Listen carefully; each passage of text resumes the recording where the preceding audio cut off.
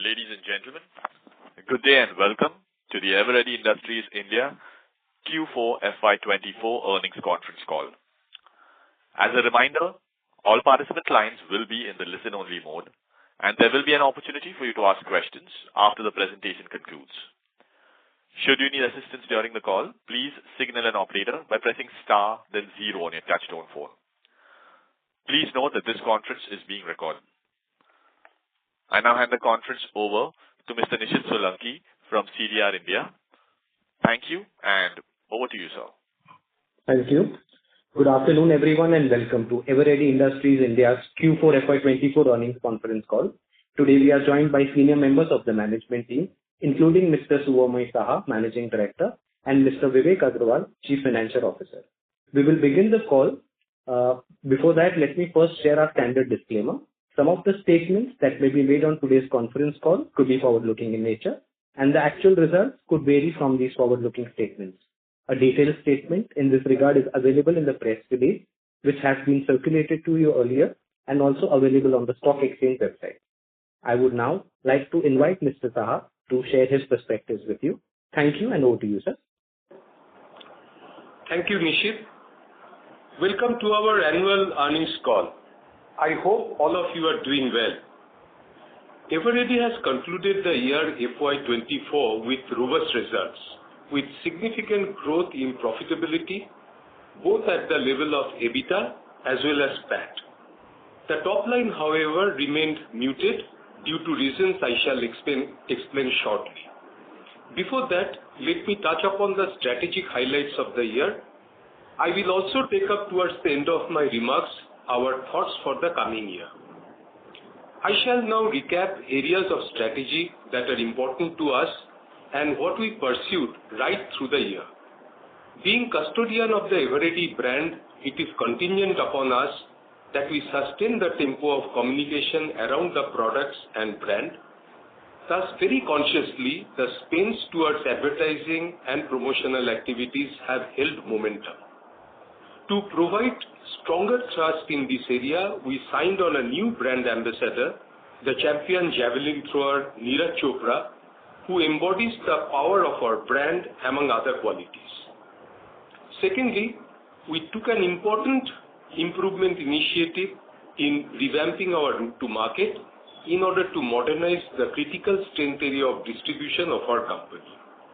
As we have communicated in our earlier calls during the year, we encountered challenges both from design as well as implementation. These have been identified and actioned upon. We firmly believe that it was a much-needed transformation requirement to keep this asset relevant to our times, and results should follow shortly in line with our plans. On this topic of distribution, I must also mention that we used a more diverse set of channels beyond the general trade, whereas we have lagged in this previously. We have moved levers to cover better modern retail, e-commerce, quick commerce, and institutional sales. These new channels will play a crucial role in the coming quarters to boost growth. Thirdly, we augmented our talent bench both through internal developments and external inductions to make a first-class team capable of delivering results at levels not seen before. We are a company that is raring for growth, and there are multitude initiatives outlined in order to drive our objectives. I hope to bring clarity to these aspects through this forum. Without any further ado, let me now share highlights segment-wise, commencing with batteries. The previous year saw battery volumes remaining stagnant in volume terms, mainly in the traditional carbon zinc category. This was primarily due to weak rural demand. The good news is that Eveready's strong market share position at 53% plus remained rock solid right through this year. We continue to stay salient as a brand such that our batteries continue to be best identified with the category itself. Whereas we were hitherto underrepresented in the growing alkaline category, the lacuna has been corrected, and I am pleased to share that our new range of Ultima alkaline batteries has delivered multi-fold growth, whereas we are still on a small base, the category has vastly improved its contribution to the overall battery volumes. Stable material prices allowed us to improve margins, and we used part of these gains in plowing back for connecting with our consumers. As already mentioned, a new campaign with a new brand ambassador added fillip to the brand proposition to our consumers, keeping us relevant as we move forward. Let me now talk on flashlights. We are the largest organized and branded name in this market, having taken cognizance of the emerging growth in rechargeable flashlights. We have revitalized our range with new feature-rich products in this space. The market is replete with offerings from informal players supplying mispriced and mislabeled products. The emphasis for us is singularly on quality. Our in-house design team continuously produces offerings that compete strongly on feature functionality while staying affordable to our core consumers, particularly in the rural segment. The market was also impacted by weak rural demand, but we believe that we need to venture into areas where demand should be relatively inelastic. We have started making inroads in hitherto unexplored areas of modern retail, e-commerce and quick commerce, and in the coming days, we will strive to carve out a larger share of our business in this expanding marketplace. While we grew handsomely in the rechargeable segment, the traditional battery-operated flashlights continued to degrow at a fast pace, resulting in stagnant revenues. However, the growth in the rechargeable segment should drive overall growth in due course of time. Finally, I come to the lighting business. This is a business with few entry barriers, but success here is dependent on quality and trust. With a comprehensive line of products, we are in the marketing with a dual distribution agenda. The general trade, where we enjoy top-tier reach, carries the basic range and takes our brand offering to every corner of the country. In line with our aspirations, we are also making us more relevant to the exclusive lighting network. We are achieving this with a very relevant and sophisticated product portfolio, which is liked not only by our consumers, but also the influencer community of electricians and architects. The investments in modern retail and other channels, including online, are also yielding results.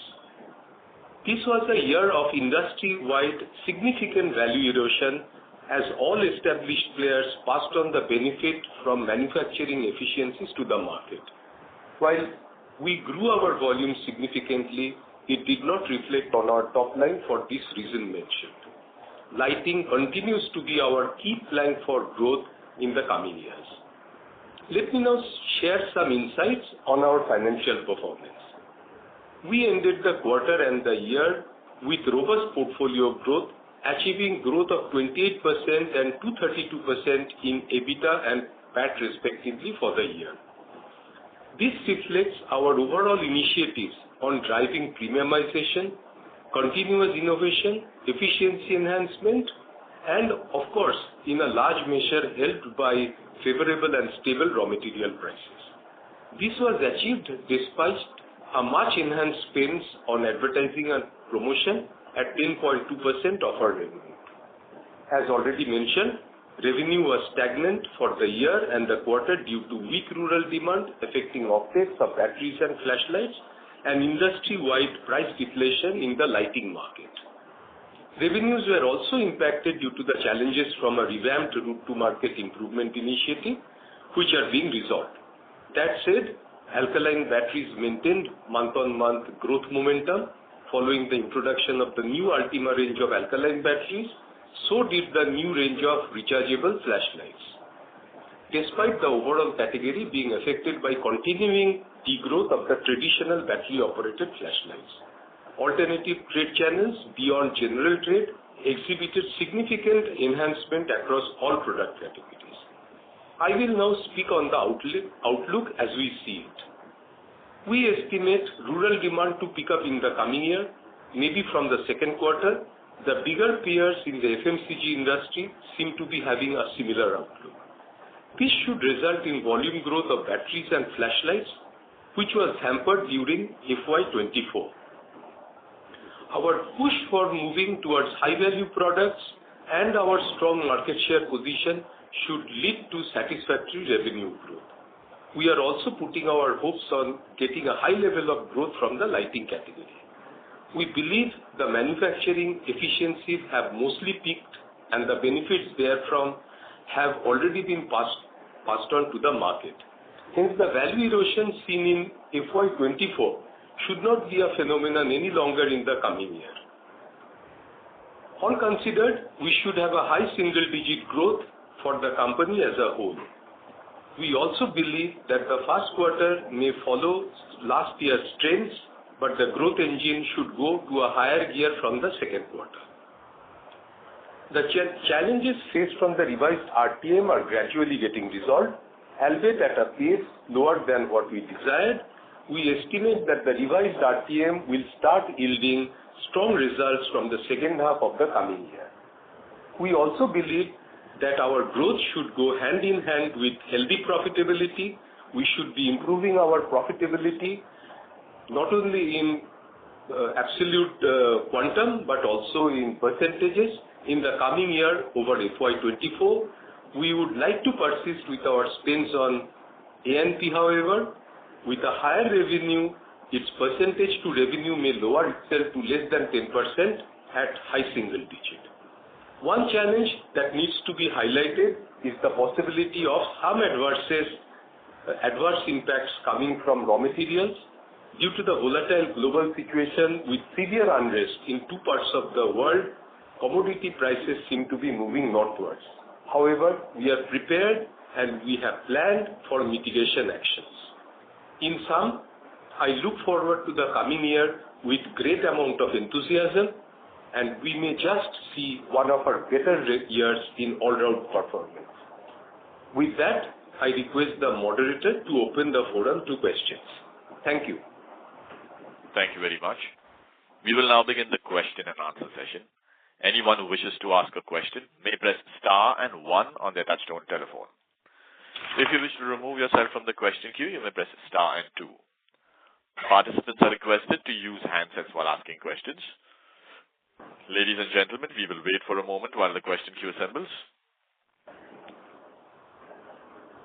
To ask questions, please press star and 1.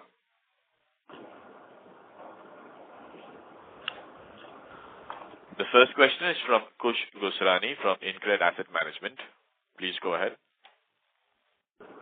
Yeah, hi. Hello, sir. Thank you for the opportunity. Sir, if you could help us to break the sales for the full year between the three categories and what would have been the volume growth as well for the full year, that would be helpful.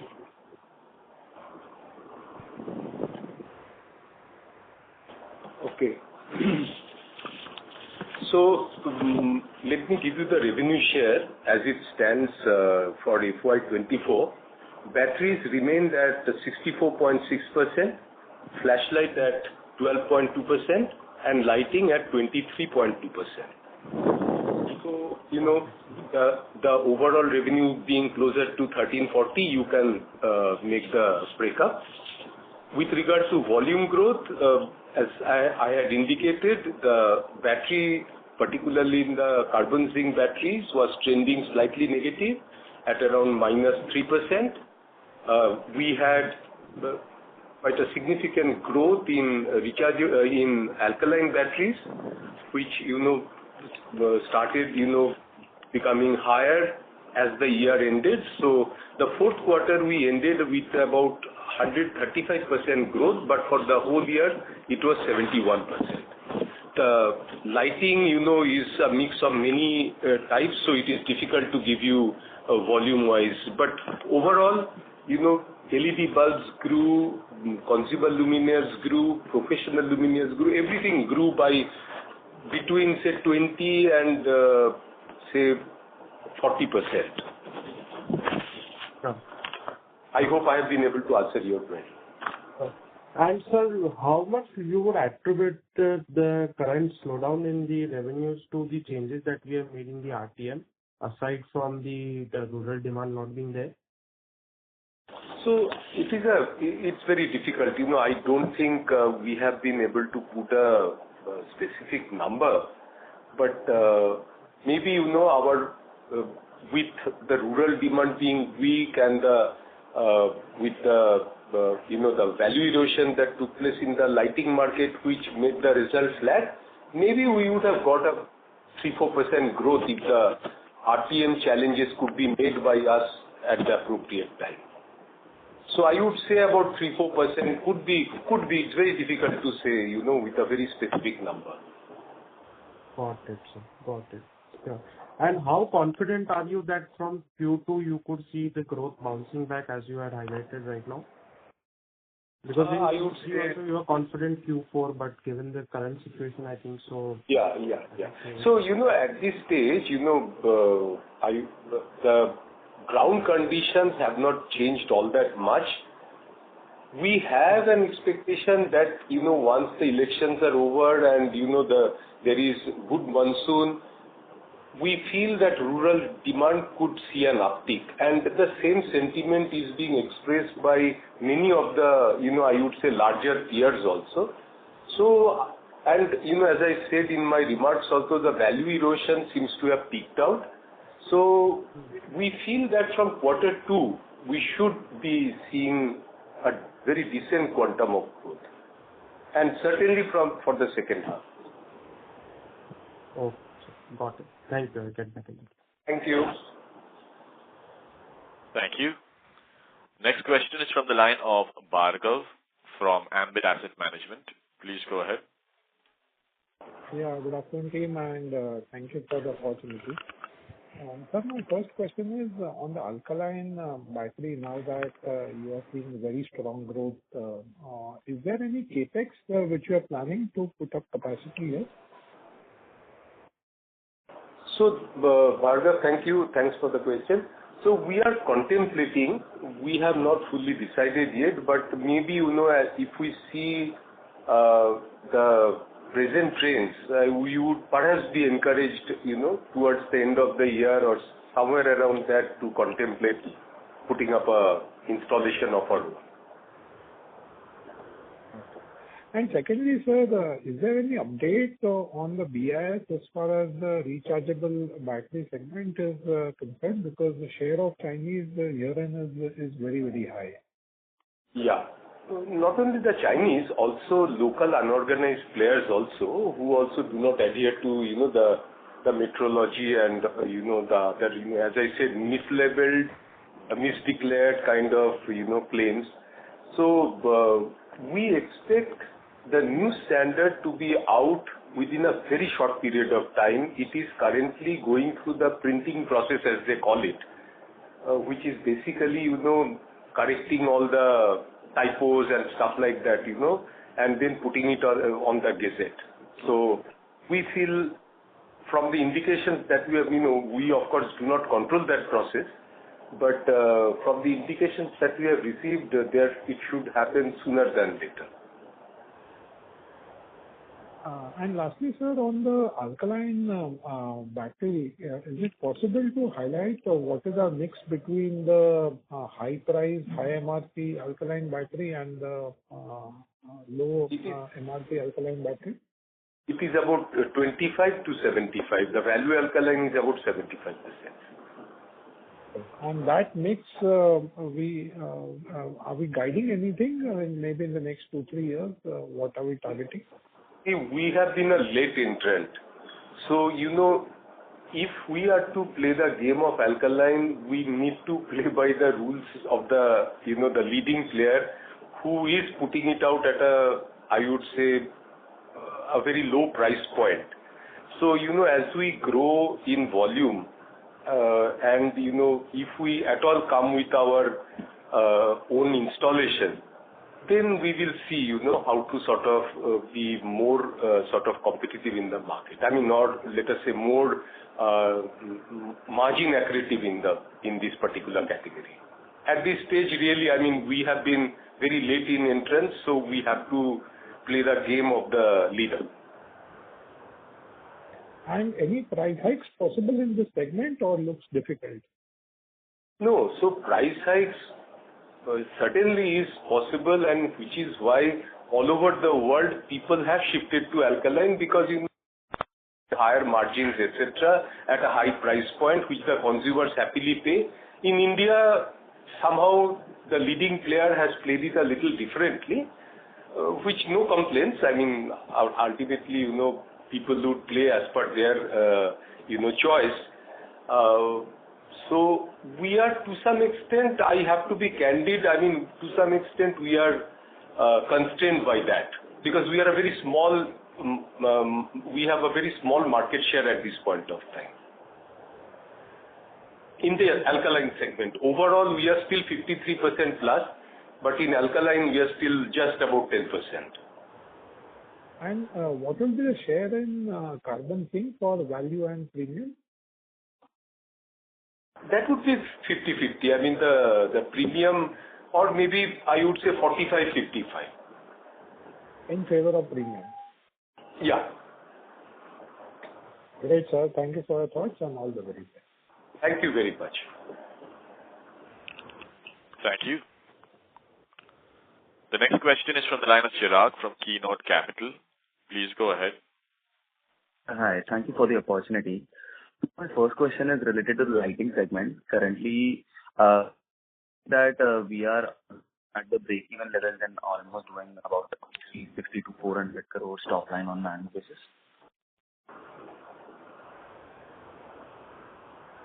Sorry, I didn't get your question. So I just wanted to ask, as per your earlier commentary, where you have commented that lighting segment would be reach a break-even level on operating at a sales of 350 to 400 crores. So I just wanted to know, are we on that trajectory and we are about to break even in lighting segment? Okay, you are absolutely correct in that. So we remain on that trajectory, and this year we hope to gain break even in the lighting business. This year, as in FY25. Okay. And so what kind of growth we are expecting in this segment? So we are taking, at this stage, given that, the growth was completely muted due to the value erosion, we feel that it would be reasonable to aspire for a 20% growth in lighting in the coming year. And sir, could you repeat your voice got break in the middle? So, as I said, that last year, given that last year our growth was very muted because of the overall industry value erosion scenario, we expect and aspire to grow at 20% in FY25. Perfect.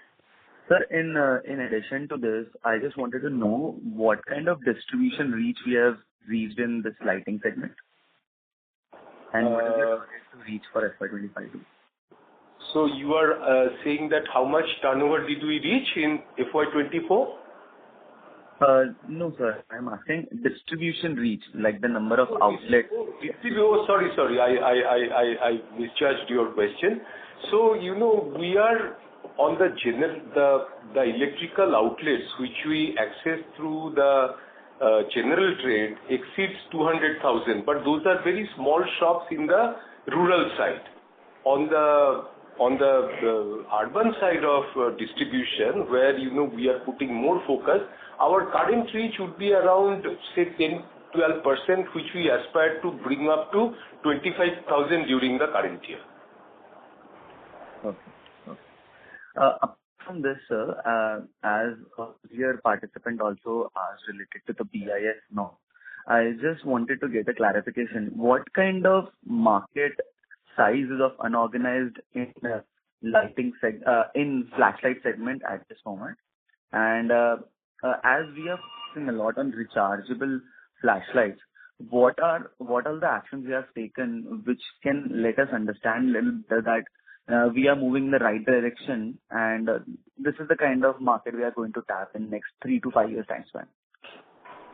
Okay, so the total estimated market size, because there is no tracking mechanism like Nielsen that we have in batteries, we estimate market to be around between 1,200 and 1,400 crores at consumer price level. I mean, which is usually the. Sorry to ask it again, sir. I asked about flashlights, not batteries. I'm also talking of flashlights only. Okay, I'm so sorry. Yes, sir. So, as I said, that we do not have tracking mechanism like a Nielsen report as we have in batteries in the flashlight segment. Okay, because the play is so much of unorganized, participation in this particular market. So we estimated between 1200 and 1400 crores at consumer price level. We are about 20% of the market, and I would give another 5% for all other brands together. So the market for unorganized play would be something around 70 to 75%. The BIS is, as I said, there are two aspects to it. One is the standard getting formalized, which will happen, as I sort of responded to a query earlier, that will get perhaps formalized within the next few days. However, what is more important is once that standard gets formalized, it is made mandatory by the government. That takes some more time. That will take some more time. I am unable to give because this is really not in our control. We have to make a good case for the organized industry to the government for it to make that mandatory. Like today, there are lot of products which are under that mandatory certification. For example, battery is mandatorily certified. So similarly, we are aspiring to get the same thing done for the flashlights market. Okay, perfect. And sir, any update on capacity expansion or any kind of infusion that the promoters will bring in? So as I said, the capex that we could be contemplating, we have not yet made up our mind. We have abundant capacity both in carbon zinc batteries and flashlights. So the only capacity we could contemplate towards the end of this year is, making our own installation of alkaline. And so what is our current capacity utilization? Current asset utilization is, I would say, about 80%. But if we employ more manpower, we could make that capacity even higher. So we are completely, today, okay with our capacities for batteries and flashlights. Okay. And so, sir, just last question on competition. I just wanted to understand, on e-com platforms, there are multiple other competitors also coming into picture now, apart from the large players like Nepo, Eveready, and somehow in alkaline, we can say Duracell too. I just wanted to know, is there any kind of a heat related to competition taking place due to e-commerce as a distribution channel? Is there what taking place? Competition heat, like someone is coming up and they are trying to gain more market share and people are now shifting from general trade to e-commerce for more buying of for battery person. Yeah. So as you know, e-commerce is still a small quantum of the total market.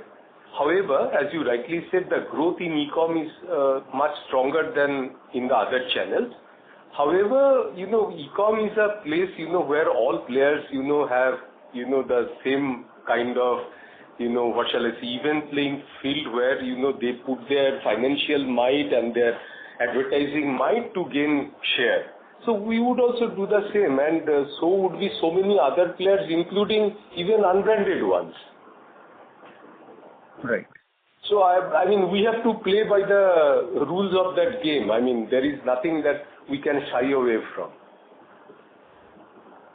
Thank you so much, sir. Thank you. That's it from my side. Thank you. Thank you. Next question is from Bharat Seth from Quest Investment. Please go ahead. Hi, sir. So on just coming back to this zinc side battery, so our decline was around 3 to 4%. Is that correct understanding? 3%, yeah. 3%. So what rate the industry is declining? So it is by and large, I mean, we had a value erosion in the carbon zinc. I'm sorry, but the value erosion was only 1.5%. We also declined by that. Volume erosion was a little higher at 2.5%. But it is all players